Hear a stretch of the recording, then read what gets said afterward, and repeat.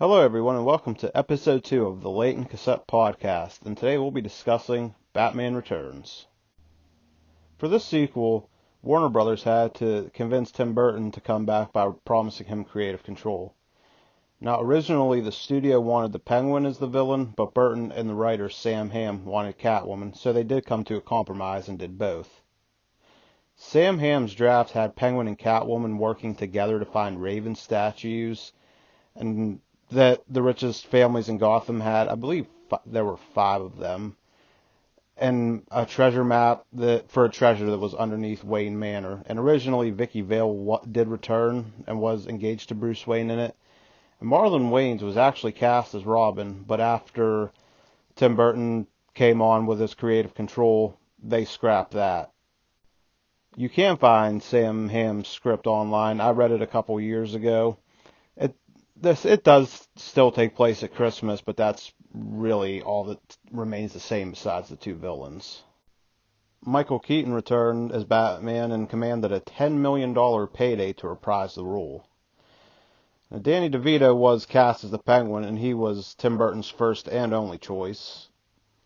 Annette Bening was originally cast as Catwoman, but had to drop out due to getting pregnant by Dick Tracy himself, Warren Beatty.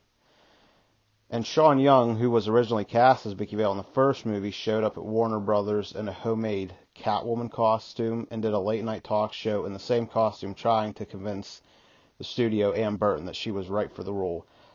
Needless to say, she didn't get it. The role went to Michelle Pfeiffer, who actually was a former girlfriend of Michael Keaton's.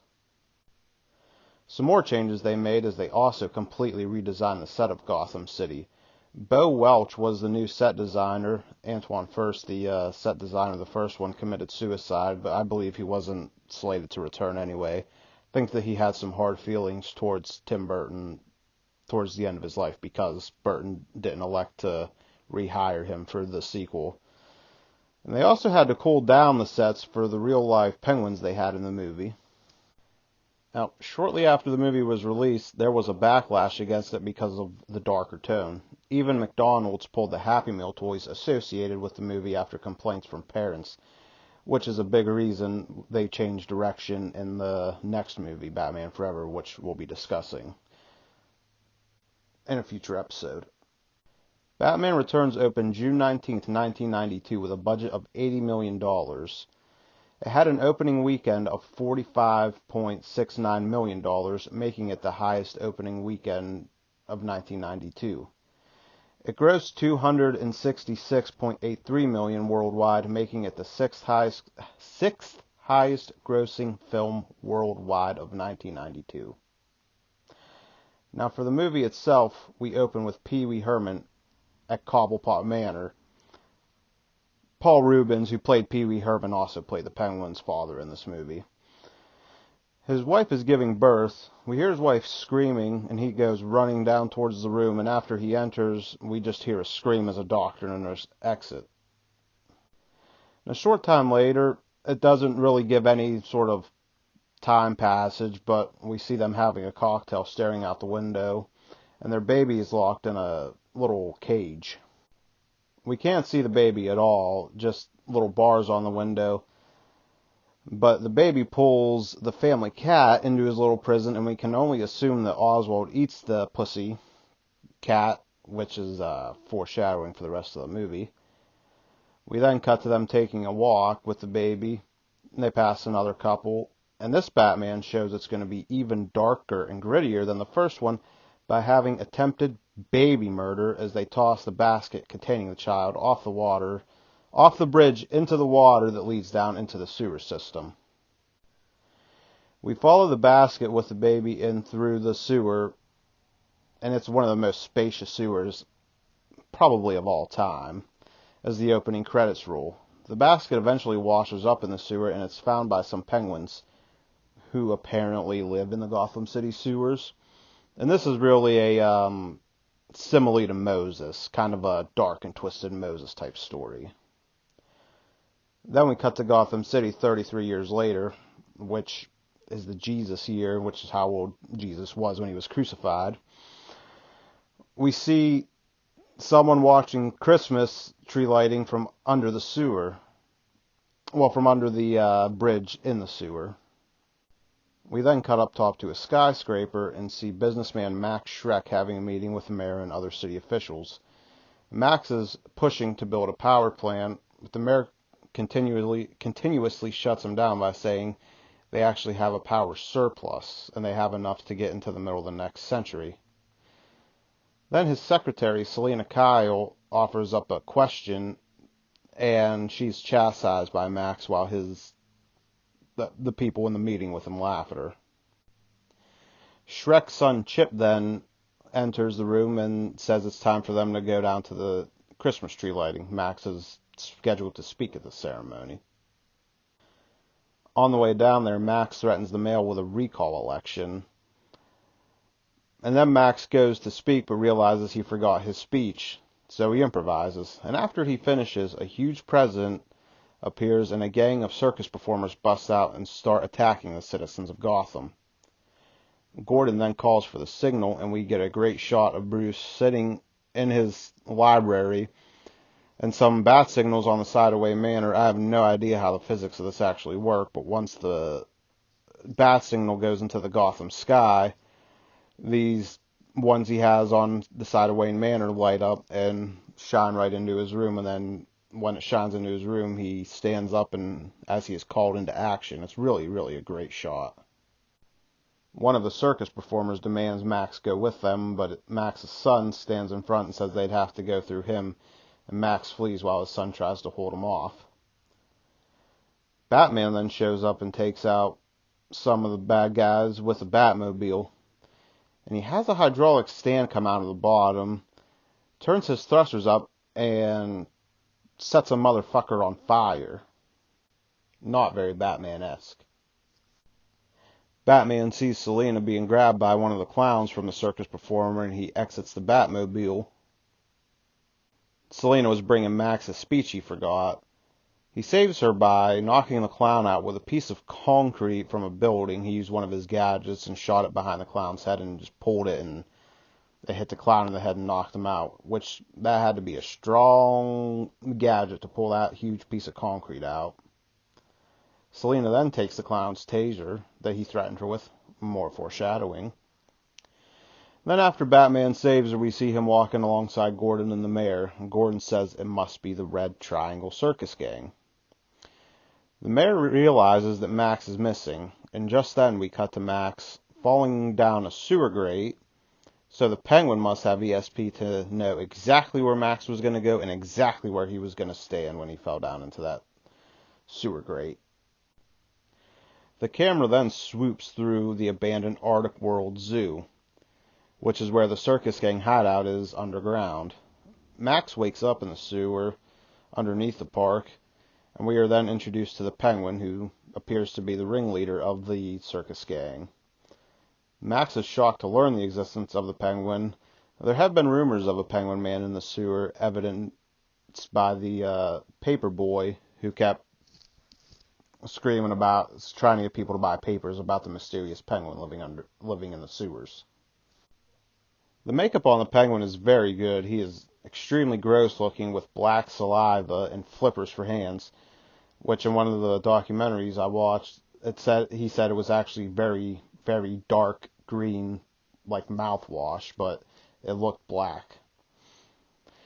He demands Max help him find his parents, and when Max resists, the Penguin blackmails him with toxic waste he found at one of Max's supposedly clean plants, and documents of this plant.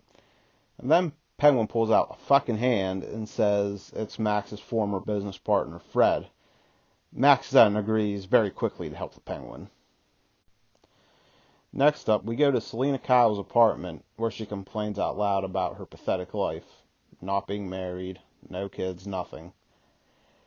After listening to her answering machine, which consists of her mother badgering her about being a lowly secretary in Gotham, and her boyfriend canceling their Christmas vacation, she sits down and starts to relax, and then hears that she left herself a message saying she has to return to the office to prepare documents for Max's meeting with Bruce Wayne. Another side note is we also see a huge steel beam going through Selena's apartment, as if it was built around a fucking railroad or a bridge. We see Max climb up the stairs of the office, and he interrupts her as she is looking through files at the office. She then foolishly tells him she opened the protected files, which must be the classified files, which document that his proposed power plant would actually be sucking power from the city. I assume this is so he can try to resell it. He then pushes her out of the window after she says that she wouldn't tell a soul. He decides to push her out the window, and that window has no earthly reason to be there except for her to get pushed out of. She goes through several awnings before crashing on the ground. Now, as soon as she hits the ground, she is covered by a bunch of stray cats, some even biting her fingers before her eyes flutter open. She returns home, visibly different, knocking stuff over and just seeming very, very despondent. And then she loses her shit after getting an automated message from Shrek's department store about a perfume that would make her boss want to have a candlelight dinner with her. I wonder if Max was behind that marketing. That is Max's store. She trashes her apartment, stuffing a bunch of stuffed animals down the garbage disposal, spray painting a dollhouse, wrecking the dollhouse, spray painting her walls, and breaking a neon sign that reads, "Hello there," so it reads, "Hell here." We then see her grab a leather jacket and some gloves, and she impressively makes a Catwoman costume out of just this. We do see her silhouette in the window. Now, this Catwoman costume she wore was so tight that she was actually vacuum sealed into it. So, this suit was not very practical. I don't know how she was able to do half the things she did in it. Now, at a press conference the next day, the mayor's giving a speech about the events from the night before when a clown runs through and grabs the mayor's baby, and jumps down an open sewer manhole, I guess. The clown then feigns when he gets to the bottom that the penguin scared him and bullied him into giving him the baby so he can return it to the mayor and his wife, when in reality this was their plan all along to make the penguin look like a hero. Penguin pleads to the media that all he wants is to find his parents and find out why they dumped him in the sewer. Now we get our first shot of Bruce Wayne, not besides the first part of the movie when he was sitting in the study, and he's watching it on the TV, and he tells Alfred he hopes that the penguin can find his parents in front of a fireplace so big I could probably fit my truck in there. Max then tells the press to leave the penguin alone at the Hall of Records as they try to get in and badger him, as the penguin is going through all the birth certificates of the citizens so he can try and track down his parents. Later on, we see Bruce in the Batcave going through old newspapers on the Bat computer, and one such article that he's going through states several children went missing at the circus, and a circus performer vanished before he could be questioned. We then get another awesome shot of Batman driving the Batmobile through the snowy streets of Gotham. Alfred then calls him on the Bat computer, and for some reason Batman's total demeanor has changed, his total outlook on this, and says he thinks the penguin knows who his parents are, and he is up to something. Now, shortly after this, we see the penguin walking up to a gravestone, and he actually bumps one of the headstones on his way up there, and you see it move a little bit. It's one of the famous movie bloopers from this movie. Now, he lays flowers at the grave of Mr. and Mrs. Cobblepot. As he leaves, he tells the press assembled outside the cemetery that he forgives his parents. He also says he wants to be called Oswald Cobblepot instead of Penguin. So here, from now on, I will refer to him as Oswald till we get towards the end. He gives us some bathroom humor by saying, "I was their number one son, and they treated me like number two." We then see the citizens grabbing papers and praising their new celebrity. Later, we see a girl get attacked in an alley, and she is saved by Catwoman, as it's our first big reveal of Catwoman. It looks as if this woman's about to be raped, and this was supposed to be a kid's movie, when Catwoman appears and says, "Be gentle, it's my first time." A kid's movie. Maybe a double entendre, but I highly doubt that this Catwoman's a virgin. She then kicks the attacker up against the wall and scratches him in his face with her fingertip claws. She then chastises the woman she saved for waiting for a Batman to come and save her before she backflips out of the scene. Shit, can't talk. This Catwoman is definitely characterized and supposed to represent a feminist hero. Next up, we see Bruce meeting with Max to tell him he does not support the power plant, and both Bruce and the mayor are going to fight him on it. They bicker back and forth before Bruce tells him he knows Oswald is a crime boss for reasons. Not sure why he tipped his hand there. Chip then lets Selina in the boardroom where Bruce and Max are meeting. Max is shocked to see her while Bruce gives her the "I want to fuck you" eyes. Bruce is definitely very happy to see Selina. After Bruce questions her head injuries, Max quickly concocts a story that she must have injured herself at a ski slope. She says it's a complete blur and then tells a random story about some boy she went to elementary school with. Selina then sees Bruce out of the office and he asks her out. She says she's listed for all the youngins. That means in the phone book, not on the internet. Max goes and sees Oswald, and he lures Oswald down into his offices with raw fish. Now, once they get to the bottom of the stairs, Max reveals that he wants Oswald to run for mayor. Now, this is an old episode from the 1960s Batman show where the Penguin did run for the mayor. That's where Tim Burton and company got the inspiration for it. I should also mention here that Tim Burton brought on Daniel Waters, the writer of Heathers, to write the Batman Returns script after he elected not to use Sam Hamm's script. I just wanted to make that clear before we moved on. I forgot to mention it before we got into the movie. But then Max introduced Oswald to some image consultants, and after the man makes fun of Oswald for having no reflective surfaces down the sewer, Oswald bites his nose, squirting blood everywhere. Max reveals they can have a recall election if they can prove the mayor is incompetent. Oswald initially refuses, but after Max says he would have unlimited poontang, he agrees. And from this point on, the Penguin is a horny little bastard. Oswald then sends his crew out to cause chaos. They blow up stores and terrorize the citizens. It's in this scene here there was supposed to be a Batman store selling Batman merchandise that was supposed to get blown up, but it was cut. Not sure if it was due to time or whatnot, but it was supposed to be a commentary on the Batmania that happened after the first one. And it's also here that Batman gets outsmarted by a poodle. He uses a remote batarang that he programs to take out some of the bad guys. He gets a couple of them out, and then the poodle jumps up in the air, probably about 5-6 feet off the ground, and fucking grabs this batarang right out of the air. During this, Catwoman goes to Shrek's department store, whips the heads off of some mannequins. Then she scares off 2 security guards after she uses her whip to smack their guns out of their hands.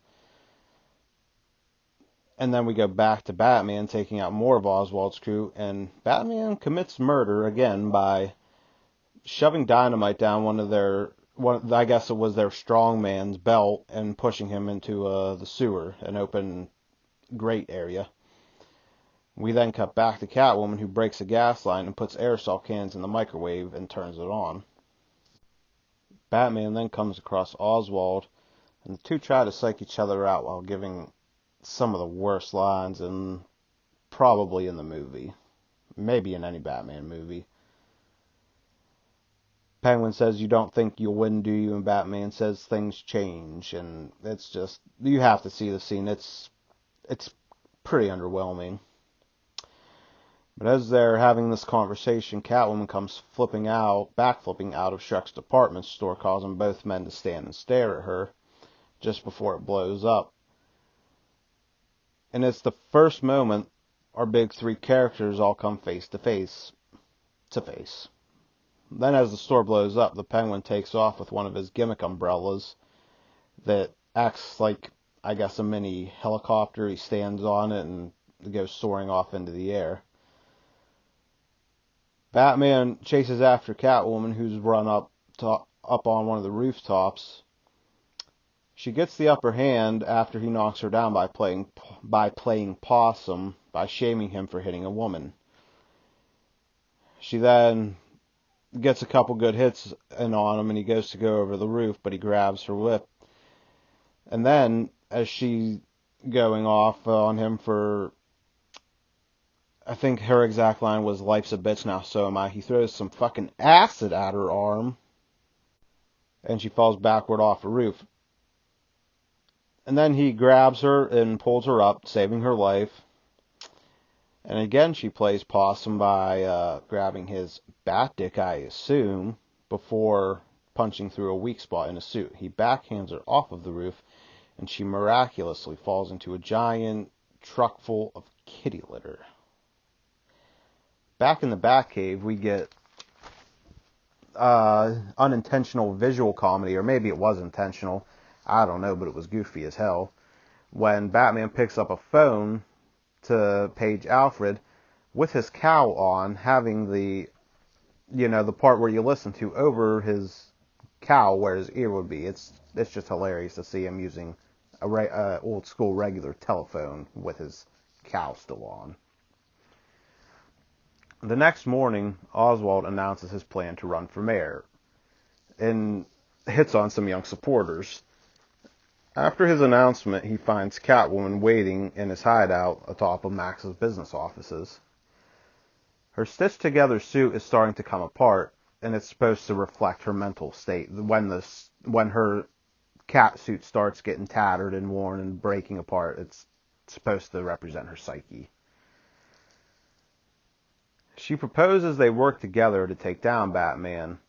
Oswald reveals he has a plan to deal with him already after he reveals he inexplicably has the Batmobile blueprints. Not sure how he got it, no explanation is given, he just has them. But Selina then suggests they frame him for something so he isn't looked at as a martyr. Here, she puts his pet bird in her mouth, and it was a real live bird that Michelle Pfeiffer put into her mouth, but lets it loose after the Penguin uses his umbrella with a blade coming out the end to threaten her cat. And then after this is settled, she starts bathing herself like a cat, licking the hand of her suit and rubbing it on her head, and it's quite a sight. Bruce then watches a telecast of Oswald challenging the mayor to relight the Christmas tree. Oswald then requests Batman's presence to, quote, preserve the peace. Bruce sees Selina talking to herself in front of a store window. They walk down the street together, complaining about how the press is treating, or what the press is saying about their alter egos. And then after this little walk's complete, he invites her to dinner. Just about all the scenes that take place in Gotham City take place in this Gotham Square. Now, I really enjoy the Gotham Square set, but it would have been nice to see a little more of the city. Like in the first one, a lot of what we saw was just Monarch Theater and Crime Alley all the time. In this one, it's all Gotham Square. It's a very cool set, but it doesn't. That's just it. You can tell it's a set, and it doesn't really.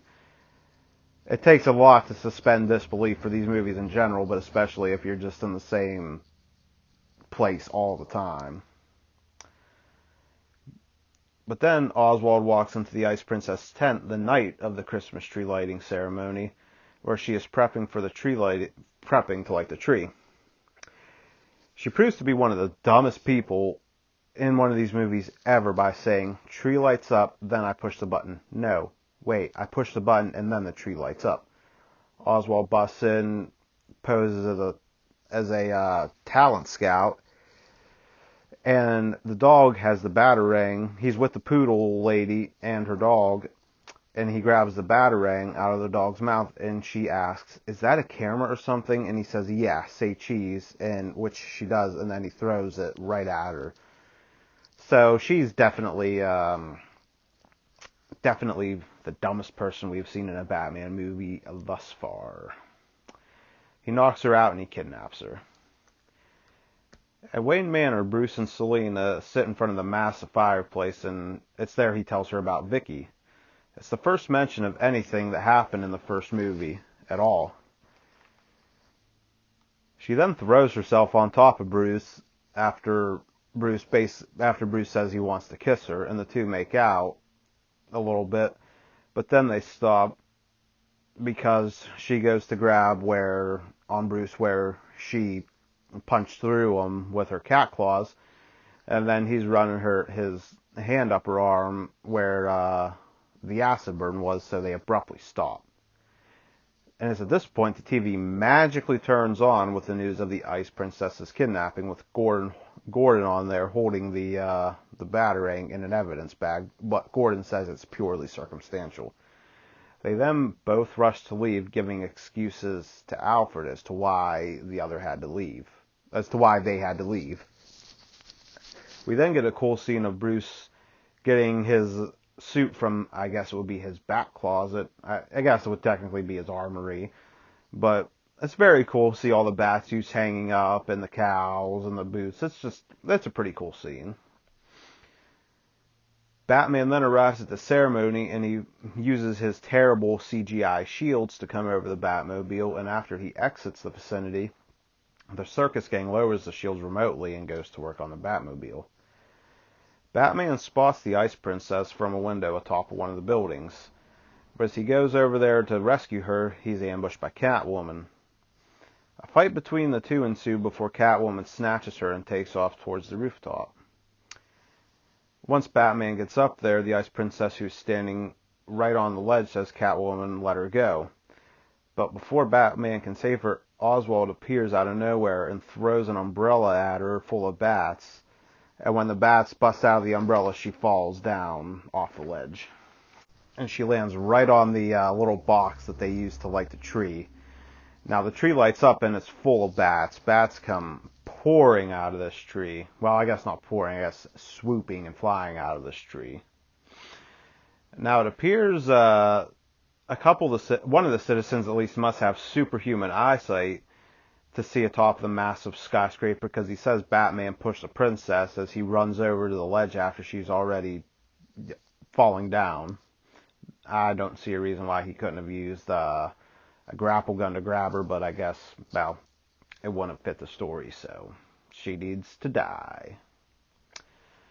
Cops come through the door. They manage to get to that rooftop quick as shit, and they open fire on Batman, and they cause him to fall on a lower roof. Catwoman then appears and straddles Batman and hits on him. They both spot mistletoe, and he says mistletoe can be deadly if you eat it. Catwoman then responds, "A kiss can be even deadlier if you mean it." She then licks the exposed part of his face. And then she goes to stab him again with her claws, but she doesn't find a weak spot in the suit. He then throws her off, and his cape turns into a backglider out of nowhere, and he takes off. Now, I watched the Blu-ray of this movie, and in this scene, when he goes to jump off the roof, you can see the wire attached to his back as he goes to set flight. And then he does fly above the crowd menacingly before returning to the Batmobile. Don't think he meant to do it menacingly, but it looked menacing. Oswald and Catwoman then reconvene to celebrate, and then Oswald hits on her some more, and when she refuses his advances, he wraps his copter umbrella around her neck, turns it on, and she flies away. Now, she eventually does manage to get free, but she crashes through a greenhouse roof. She then screams, and it does the classic movie thing where all the windows break. Oswald then returns to his trailer, and he climbs in what looks like one of those old grocery store, old cars you would see in front of the grocery store rides where you'd put a quarter or 50 cents in to ride it. Only it's a Batmobile grocery store ride. And Oswald takes over the Batmobile, controlling it remotely. He insults Batman and Gotham and its citizens over the Batcomputer. And Batman records it on a CD while this is going on, unbeknownst to Oswald. And Oswald has the Batmobile drive erratically through the Gotham streets, running over cops, plowing through cars. Batman does use his Batcomputer to locate the device, and he punches through the metal floor of the Batmobile, probably where his big hydraulic lift was, to remove the device they put in the Batmobile for them to hijack it. He removes this device just before he hits an old woman, so he was able to apply the brakes and she was safe.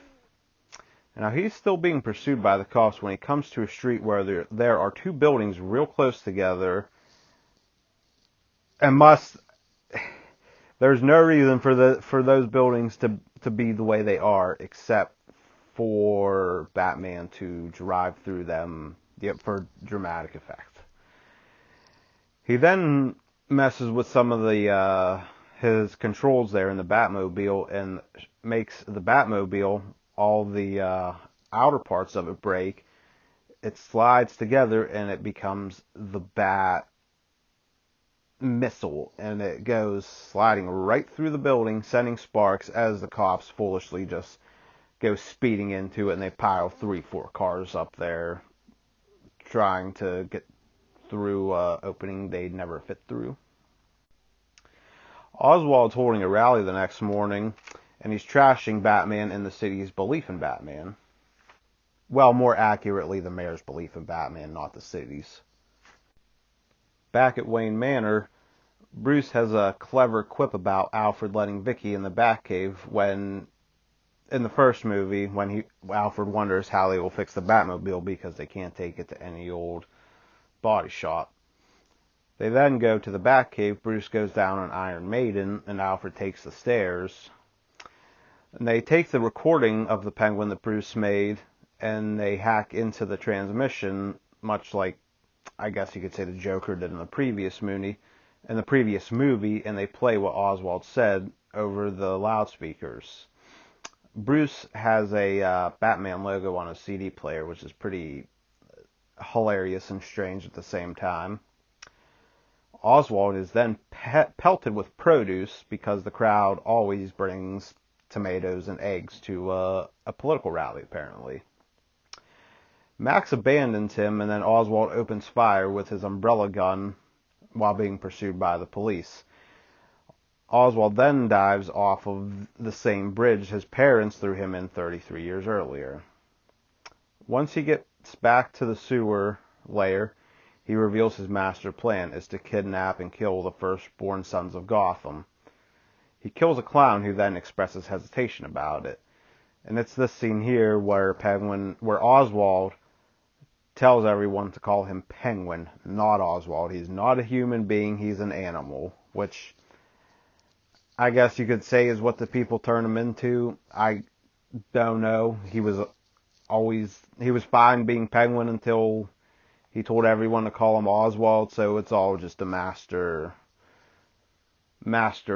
plan to manipulate everybody.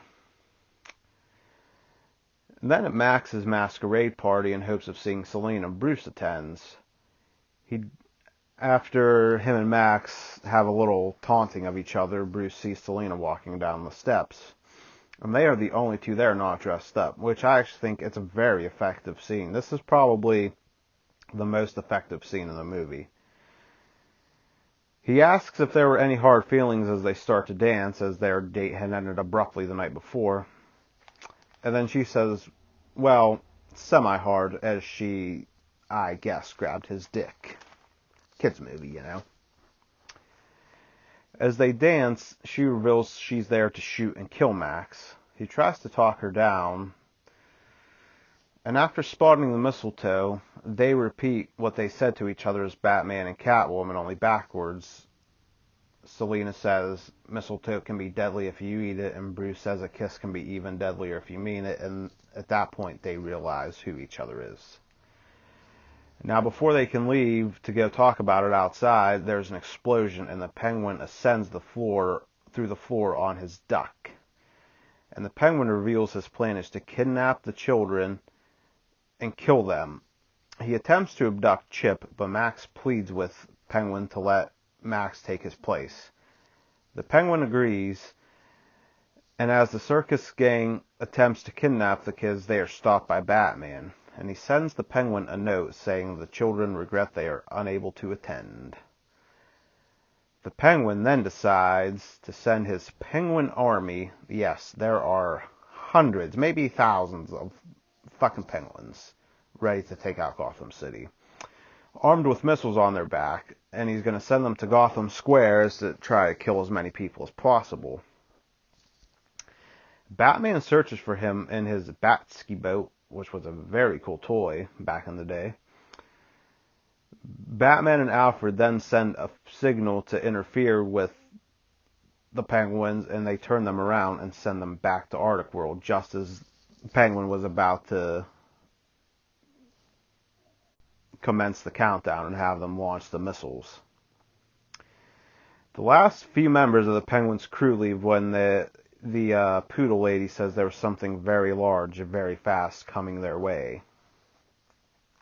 At this point, it's just a few clowns and the poodle lady, so there wasn't much of a crew left to begin with.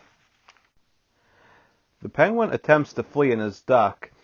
When he gets to the surface, Batman ends up crashing through him with his Bat-Ski boat. A fight between the two breaks out, and it's at this point we see Tim Burton's true intention, where the Penguin says, "You're just jealous because I'm a genuine freak and you have to wear a mask." So this was definitely a Tim Burton production by having the Batman agree with Penguin.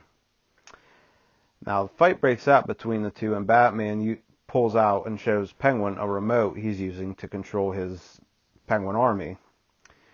The Penguin's then able to wrestle it away from him and turns it off, thus sending the missiles airborne. Bats circle the Penguin.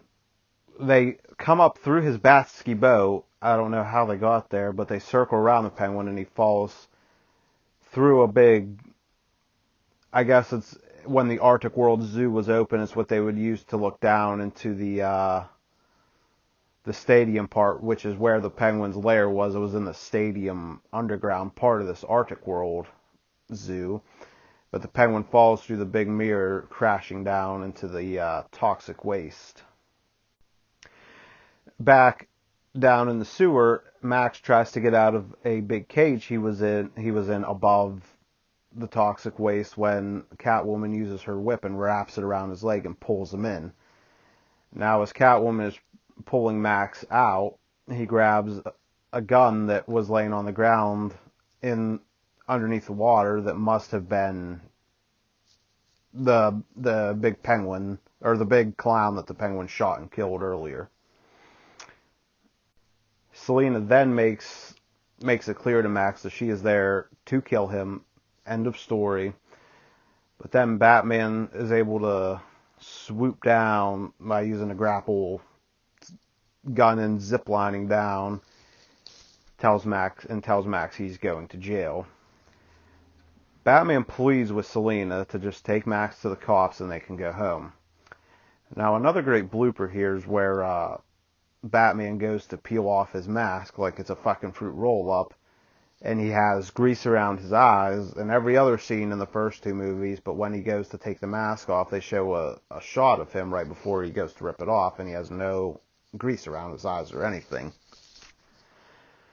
Now, Max asks Bruce why he's dressed up like Batman, to which Selena replies, "He is Batman, you moron." And then Max shoots Batman, and then he shoots Selena several times before she pushes him up against a electrical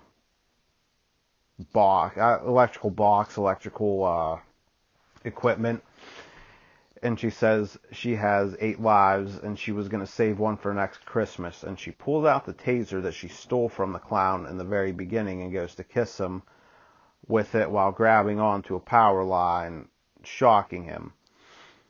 Now, Bruce finally gets up while the end of this is going on, and as he goes over to search for Selina and Max, he does find Max's skeleton, but sees no trace of Selina.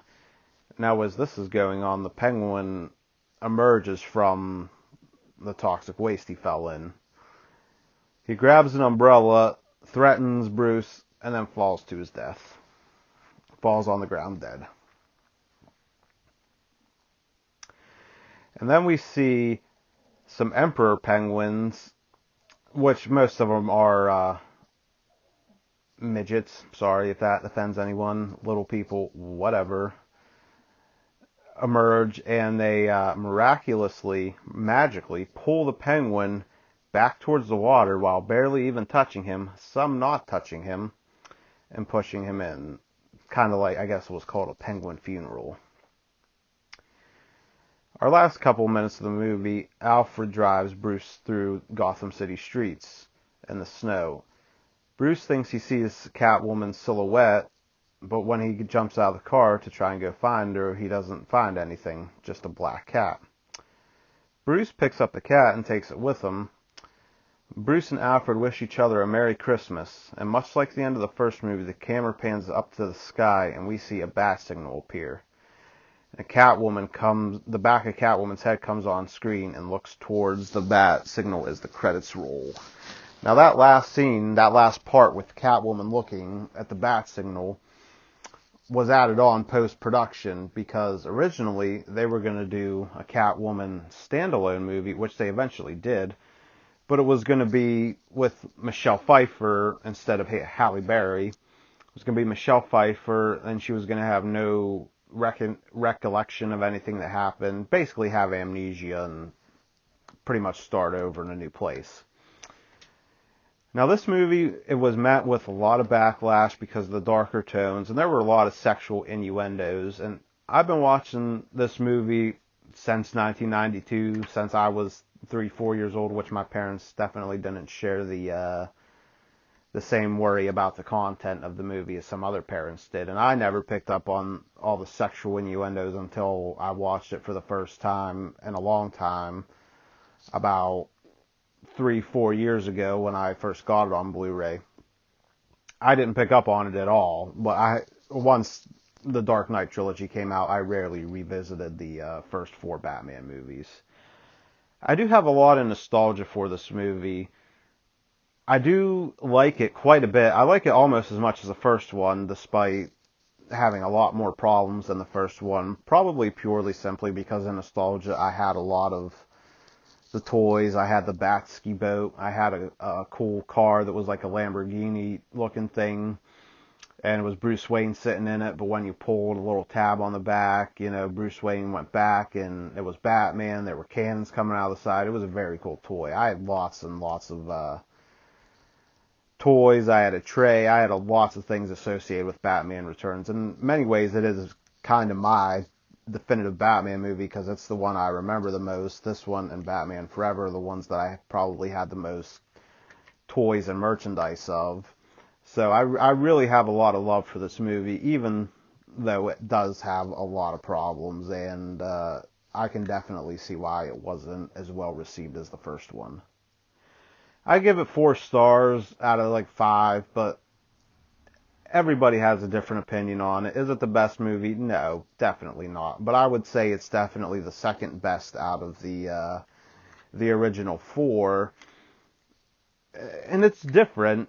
It's definitely a different story, and a lot of people say it's a Tim Burton movie. It's not necessarily a Batman movie, which I can definitely agree. Tim Burton definitely loves the freaks, and he definitely does devote a lot more screen time to Penguin and Catwoman than he does to Batman. But overall, I still think it's a very good movie. It's definitely a worthy watch. I watch it every year around Christmas time. My wife says it's not a Christmas movie, and I have other people tell me it's not a Christmas movie, but I don't care. I still like it, and I like to watch it at Christmas time.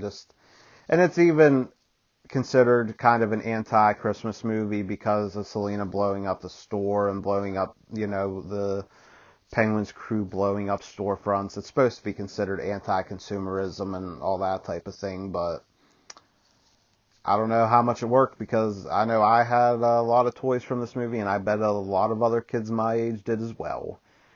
And one thing is, they weren't prepared. In the first Batman movie, they weren't prepared for the level of Bat phenomenon that happened. Now, they were more prepared for it this movie, but due to the darker tone and, the sexual stuff, it was met with lots of backlash, which is definitely why we see what we see in the next two movies. And I think that about wraps it up for Batman Returns. Next week I will be reviewing Batman Forever on the Leighton Cassette podcast. Thank you, everyone. Bye.